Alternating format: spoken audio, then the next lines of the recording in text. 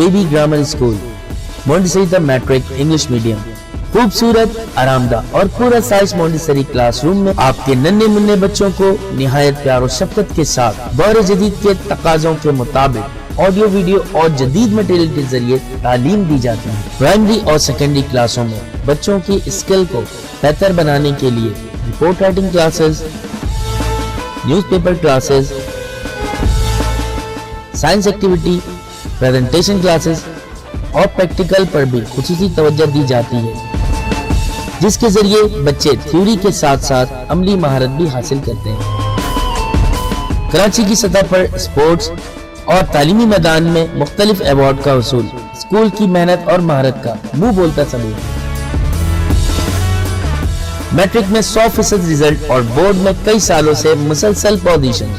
दाखिले के लिए राब्ता करें कैंपस 1 शाहवलीउल्लाह नगर, कैंपस 2 रहमत चौक। फोन 0213 666 1749, 0213 640 6946।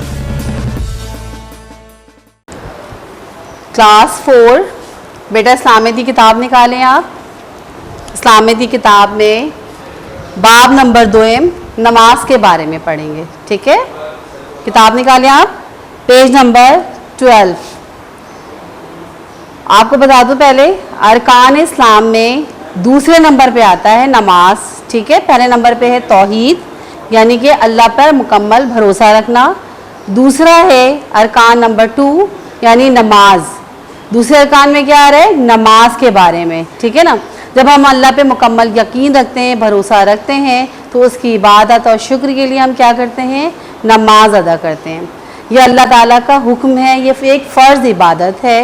ये अरबी ज़ुबान से निकला है, अरबी ज़ुबान के लफ्ज़ सलात से निकला है, ठीक है। कुरान मजीद में नमाज की बार बार ताकीद फरमाई गई है।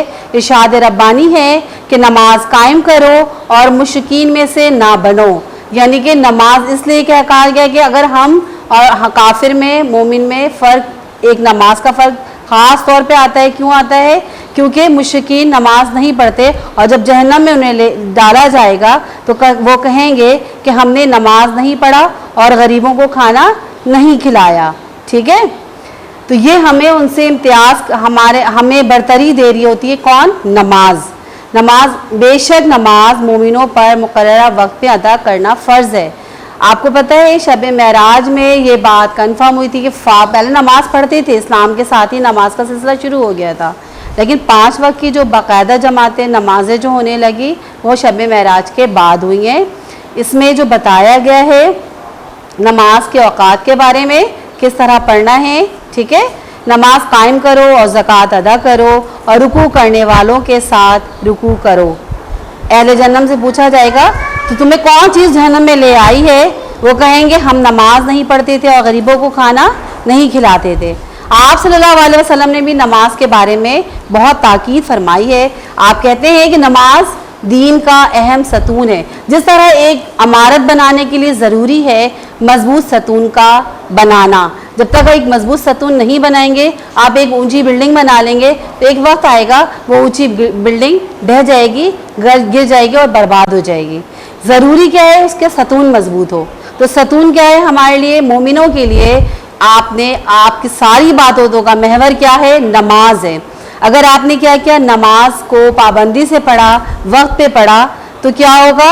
आपसे एक अल्लाह का रिश्ता जुड़ जाएगा। अल्लाह से मुखातिब होने के लिए सबसे अच्छा तरीका है नमाज पढ़ना।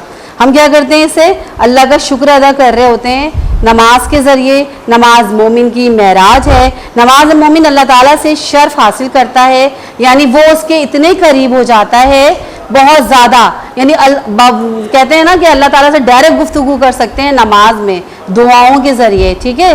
वो हमारी वैसे तो हर वक्त सुनता है नमाज में, लेकिन एक ख़ास रिश्ता जुड़ जाता है क्योंकि अजान के वक्त कहते हैं कि उसकी पुकार शुरू हो जाती है अल्लाह की।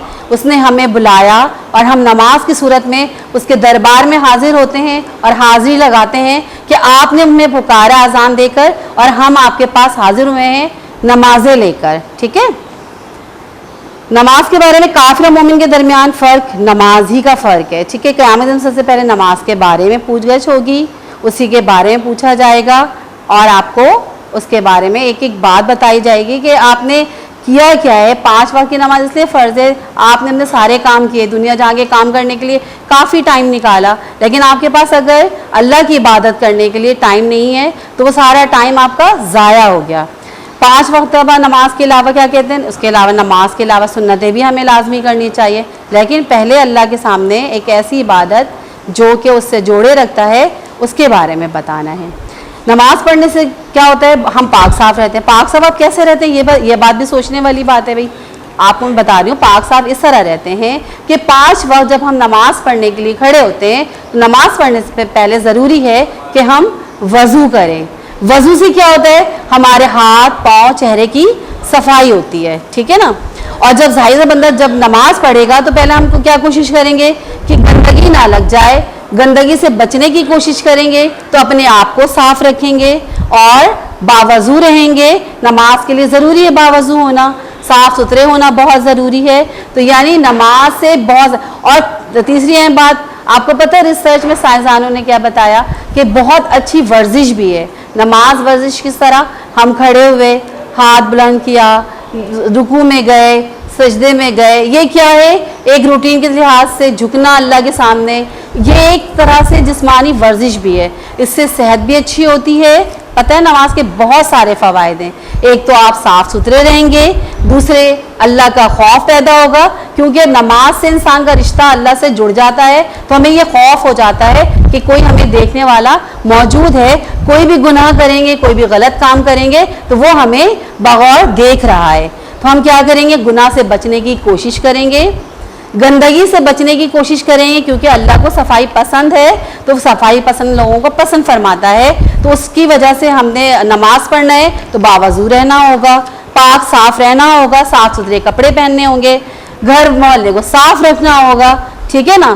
تو دیکھیں آپ کتنے فائدے, ایک نماز سے کتنے سارے فوائد ہمیں مل رہے ہیں کہ ہم صفائی بھی کر رہے ہیں, اللہ سے بھی جڑ جا رہے ہیں, اور اس کے بعد ہمیں جب آخرت میں اس کا صلہ دیا جائے گا تو پتہ ہے آپ کو کیا ہوگا, جنت کس شکل میں ہمیں اس کے بارے میں ملے گی, انعامات ملیں گے. یعنی کہ یہ ساری چیزیں ہمارے ریکارڈ ہو رہی ہیں اعمال نامے کی صورت میں, جو اللہ تعالیٰ آخرت میں ہمیں انعام کی صورت میں انشاءاللہ ضرور دیں گے. ٹھیک ہے, اوکے, اللہ حافظ.